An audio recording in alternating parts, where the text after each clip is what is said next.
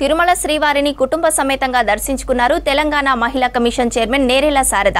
ఉదయం వీఐపీ విరామ సమయంలో స్వామివారి సేవలో పాల్గొని మొక్కులు చెల్లించుకున్నారు. తర్వాత రంగనాయకుల మండపంలో వేద పండితుల వేదాశీర్వచనం అందించారు. టీటీడీ అధికారులు శ్రీవారి తీర్థ ప్రసాదాలు అందజేసి పట్టు వస్త్రాలతో సత్కరించారు ఆలయ అధికారులు.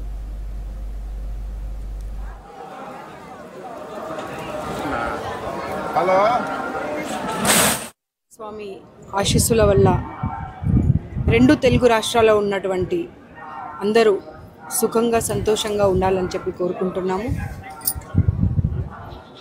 కలియుగంలో దైవము అంటే వెంకటేశ్వర స్వామి. ప్రపంచవ్యాప్తంగా ప్రతి ఒక్కరూ ఒక్కసారైనా వారి జీవితంలో వెంకటేశ్వర స్వామి దర్శనం చేసుకోవాలనుకుంటారు. ఇవాళ వారి సన్నిధికి రావడము, వారి ఆశీస్సులు మా కుటుంబం పైన ఉండడం నిజంగా సంతోషకరమైనటువంటి విషయము. ఇలాగే రెండు రాష్ట్రాలు విడిపోయినా సరే వెంకటేశ్వర స్వామి దయ వల్ల అందరం కలిసి ఉంటున్నాము.